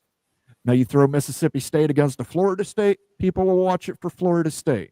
Yes. Throw Vanderbilt up against Clemson, people will watch it for Clemson. So that's the only thing that I could see that the Florida State and Clemson could regularly, viably argue right away for inclusion into the SEC. Now they could do the same thing that we've been talking about, building those relationships, building out research, building out infrastructure, building new equipment, new revenue sources, lots of ways they could improve their status and take a crack at the SEC. But you're 100% right. The only new territory I think the SEC has in front of it is North Carolina, Virginia, and Kansas. And that's exactly who we're talking about. Right. For good reason. And I think of those schools, I think North Carolina would be 1 and Virginia would be 2. Yes. Agreed. And since they're battleground states, I mean, it does at least jab the Big Ten. The Big Ten doesn't have to have Virginia or UNC. You can go get Duke, like you're saying, but it's definitely a jab, right? It might not be an uppercut knockout, but in a battleground state, it's a win. And the other thing that Florida State and Clemson have for them, the SEC is an ESPN entity. They are partners with ESPN and the SEC network. That's not going to end anytime soon. We know the SEC media deal comes up in 2034. They're still going to have that agreement for the SEC network. They're probably still going to be basically, I don't want to say an ESPN property, but an ESPN partner. ESPN may walk in and say, we can't afford Florida State and Clemson going to the Big Ten. University of South Carolina, University of Georgia, University of Florida, build a bridge and get the fuck over it. Florida State and Clemson are coming to the SEC. Going back to the conversation you had with Nate earlier, like about all the complexities of conference realignment, when we're talking about actually moving into a new conference rather than like a super league idea, it does get pretty complex. I mean, it's geographic, it's research spending, it's academic profile, it's sports success, right? There's a lot of pieces that go into that: student population, wealth in your state. It gets pretty dang simple, though, if you leave conferences behind and actually form a super league. And I think a lot of Nate's argument, listening to that earlier and stuff, is like to say, just pull the biggest football brands over and make the super league for the matchups in football, right? Because that way there's not the complexity of having to be aligned in research spending or culturally aligned. You're just grabbing the biggest brands and making the best football product. So Super League idea is pretty simple in a lot of ways. It's just like get the biggest brands and put them in a league. It doesn't matter if you've got multiple teams in the state of Florida. If they're the biggest brands, then they're the biggest brands. But when you're talking about a school jumping to the SEC or the Big Ten in its current state with all the different nuance, it is a complex beast. Absolutely. And again, I brought up the analogy, you have your type. Your type. Some people might like skinny blondes. Other guys might like curvy brunettes. If you like curvy brunettes and a skinny blonde walks in the bar, you may not turn your head, but a curvy brunette walks in and she catches your eye. Big Ten has a type. Yeah. And that type is elitist, nerdy universities. Yeah. So that are good at football. That are, if you can get them. If you gotta have, well, here's the other thing too. They don't have to be great at football. You need losers into the. You need people to lose. Listen, Ohio State, Penn. You put all these quality brands in a conference and call it the Super League. They're not going to be quality brands for long. The cream will rise to the top. You will probably see teams like Ohio State, Alabama, Texas, et cetera, being at the top, and some of those less high tier, maybe like a Tennessee. Tennessee could become that perennial loser in that Super League. Why would Tennessee want that? Here's a question for you, okay? So do you think that ratings are just driven by ranking or the name of the school? I know they both factor in what's more important, the ranking of the schools or actually the names of the schools. I think it's more than name. Listen. Exactly. Ohio State will get beat up. Will beat up somebody 66-0 on the Big Ten Network, and it'll draw over 1 million viewers. Oh yeah, because it's absolutely. Ohio State. That's the Super League case, though, right? Like, who cares about rankings? Like, we form our own Super League. We can have our own ranking system. We can throw out rankings, whatever we want to do. We've got the names to generate. It doesn't matter your wins and losses. It's the names. I understand that, but the argument that's consistently made is let's get rid of these bottom feeders. Let's get rid of the bottom feeders. You're going to create bottom feeders. There's always going to be bottom feeders. In the NFL, there's always bottom feeders. What are we saying? We're saying that the less known football brands. That's when we talk about bottom feeders. Is like less significantly relevant football programs. Maybe a program that's good every 10, 20 years, not perennially good and not a huge fan base. That's what we're talking about. Right? I understand that, but I think you're just going to create that class system again in a Super League. Yeah, Tennessee might be down for 20 years. And Tennessee may become, why are we leaving Tennessee in? We need to cut Tennessee out and bring in, let's say, University of South Florida goes on a tear. Sure. Let's cut out Tennessee and bring in USF. Tennessee's a bottom feeder. I think when I look at realignment and Nate looks at realignment, we're looking at two different scenarios. He wants a Super League, and I get it. You want a Super League. There's a very good reason you both want a Super League. Right. You're not in the Power 2. If Utah was in the Big Ten right now, you would not want a Super League. I would not. If BYU was in the SEC right now, Nate would not want a Super League. He would so not. I totally, absolutely get it from people who are not in those two conferences saying, we need a Super League. But you have to remember, these conferences are run by academics. It's the university presidents and chancellors who vote on who gets into the conference. ESPN does not have a vote, despite what people think. ESPN does not have a vote. And we can talk about how Oregon got into the Big Ten all day. Someday, somebody's going to write a story, a great novel about what happened in the dying days of the Pac. And believe me, what you guys don't know will absolutely knock your socks off. There's stories there that I can't tell for obvious reasons, but from how Colorado got to the Big 12, what Cal did that pissed somebody off, how hurt feelings ended up changing this. But again, I don't think there needs to be a Super League as long as we keep access. I don't have a problem with a 2014 Big Ten, a 20-team SEC, a 20 to 24 team Big 12, and we can all play against each other in the college football playoff. I don't know why we have to get rid of conferences. I don't. I want to play in a conference. I want to play against my traditional teams. You nailed it, though. It's just having an equal playing field to have a chance of winning a championship and being in the most relevant spots, exposure spots, the highest prestige you can play. And everyone wants to be in the NFL, right? Sure. And so absolutely. it's not hard to think about. You nailed it. Like, and so anybody that's outside looking in wants an opportunity, and based on the attributes of their university, they might not have that for X, Y, and Z to get into the club. And so you want an even playing field, and that's the Super League. Like a more even playing field to have a chance to get in. I completely agree with that. But remember, before the NFL was the NFL, it was the NFL and the AFL. And the AFL had access, and they did beat the NFL. Broadway Joe Namath, as we're so fond of here on the channel. I couldn't care less about the team struggling. Huge underdog. Went in there and beat the Indianapolis Colts, I take it back, the Baltimore Colts, having to go back a ways. And he guaranteed they were going to win, and they did. And it was one of the biggest upsets in history now. So, again, I'm not going to count out and say a Big 12 team's never going to win a national championship. I think there's teams in the Big 12 that can do it. I think Utah, Colorado, Texas Tech, just because they don't have Big 10 or SEC media money does not mean those schools are going to go without.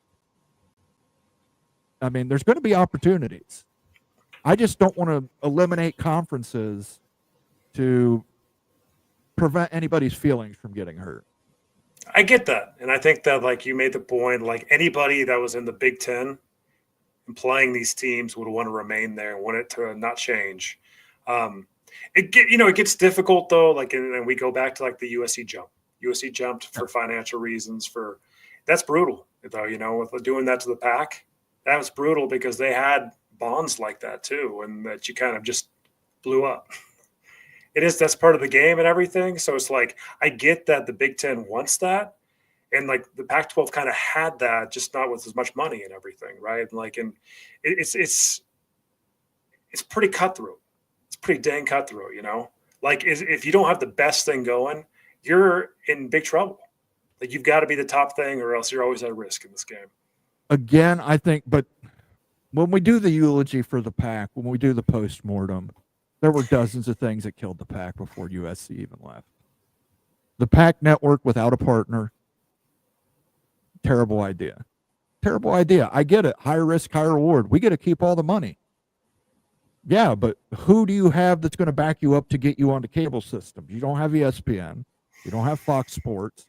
You don't have them saying, you're going to take this, or we're going to increase your rates on ESPN 1, ESPN 2, or we're going to increase your rates on FX or FXX or Fox Sports 1. You have to have a partner in it. So the Pac-12 network, I think, is one of the biggest reasons the conference failed. The second part was poor leadership, down years lots of down years. I think the Pac-12 made the CFP 3 times in their history. Now compare that to how stunk it out for a decade. Yes, and compare that to the Big 10 and the SEC and even the ACC. The ACC had far more appearances than that. Right. The other thing that I think hurt the Pac, they were a West Coast brand. Most of your sports writers, most of your population are on the East Coast and Midwest. They could not stay up till 11 p.m. to watch Pac After Dark. Sports writers, there's a reason that, not a lot of Heisman Trophy winners were coming out of there, even though they may have deserved it. Sports writers just watch highlights. They didn't watch the games. They did not watch USC versus UCLA. They watched Sports Center, and they based it entirely on that, just the highlights. And that, if we just look at the highlights of a game, it kind of defeats the narrative, Look at the highlights of Ohio State playing Oregon. If you watch that game, and highlights or the final score tells a completely different story to the game. So I understand it. I understand people who are proponents of Super League. I understand people who are proponents of keeping conferences. It's tough. It's not fun. I get it. Nobody's having fun with this. And if anybody is having fun with it, they're just a dick. They're just a dick. And you're going to run into lots of dicks in life. Trust me, run into them on a couple occasions on Mowing After Dark, and you just got to ignore them and move on. And that's all there is to it. There shouldn't be any grave dancing here. And I know there's grave dancing going on the ACC right now. And I get it. And, the Big 12 grave danced on the Pac-12. And I get that because they were getting grave danced on around. When Texas and Oklahoma left, they were getting grave danced. So I get the tit for tat. But look, guys, at the end of the day, nobody's going to be 100% happy. Somebody's going to get left out. Somebody's going to feel slighted. Somebody's going to feel hurt. And I get that. It's not fun. It's not fun for us. We're not up here grave dancing. Me saying I disagree with Super League isn't me saying that those schools aren't good enough. That's not what I'm saying. I'm saying that the Big Ten has a type, and they want to stick to those types, and they want to stick to markets that they're more familiar with, and that's East Coast, West Coast.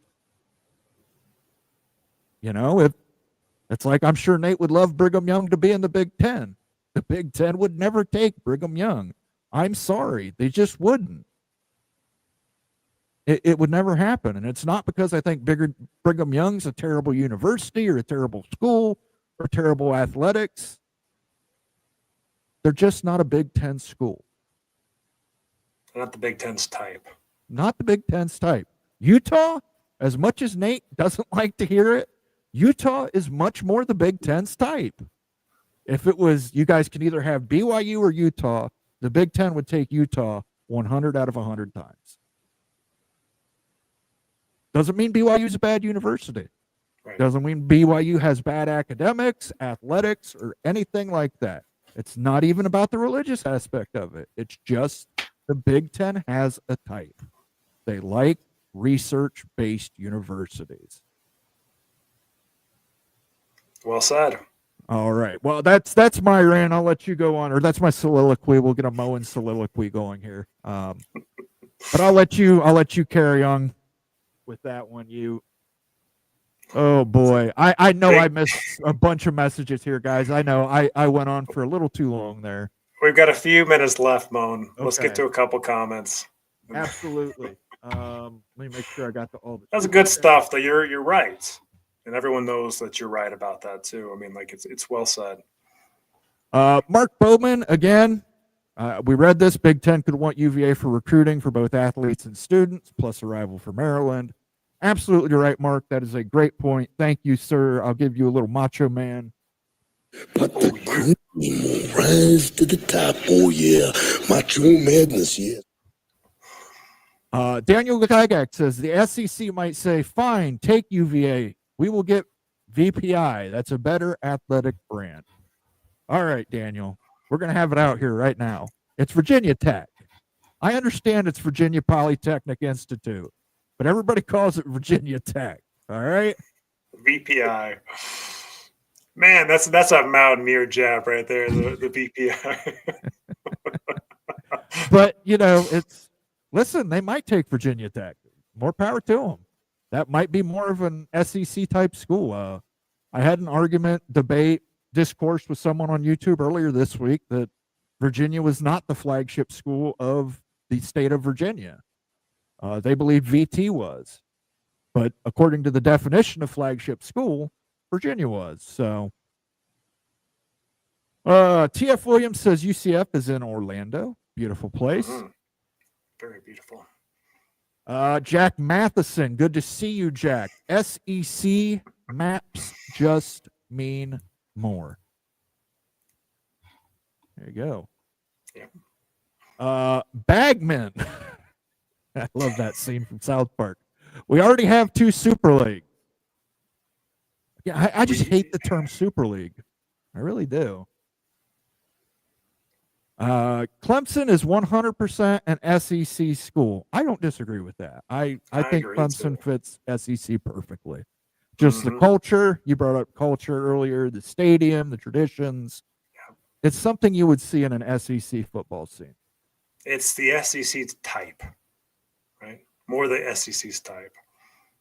It's sure nice having these guys with a different opinion without being confrontational.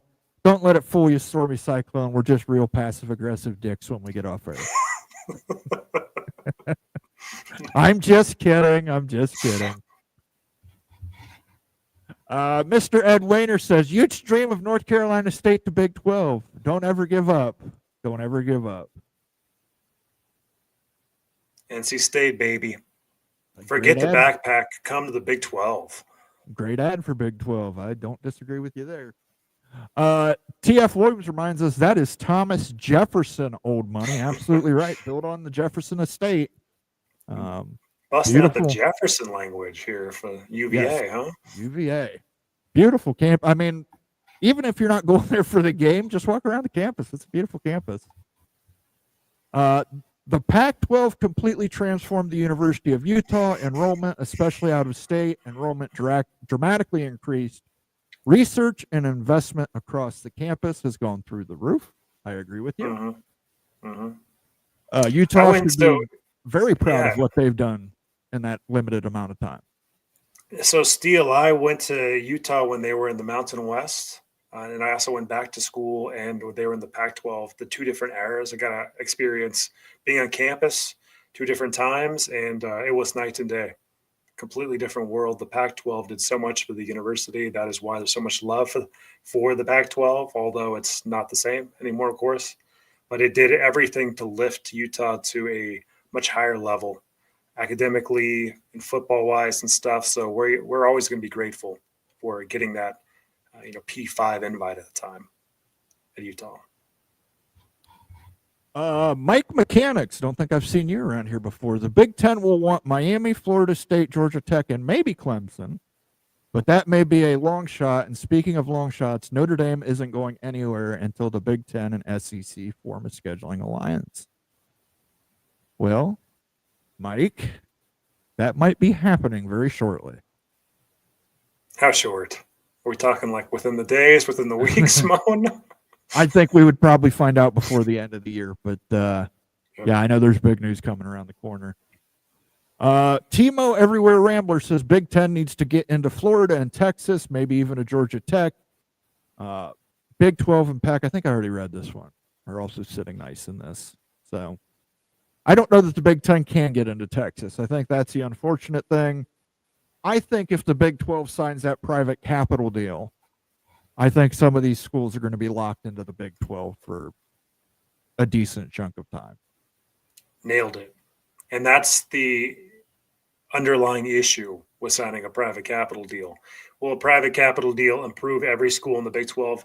Yes, 100%. Is it a no-brainer? Yes, 100%. As long as everybody is on board to be in the Big 12 for the long haul. That is the looming, pressing question. Everybody has to make that decision. KU Jayhawks, you have to make that decision. Arizona State Sun Devils, Utah Utes, Oklahoma State, Cowboys, TCU. Everybody's going to have to make that decision. Are they in the Big 12 for the long run? If they are, then private capital is a must. Absolutely. Greg Flugar stopping in. Cunningham may be in Birmingham or at Denny's.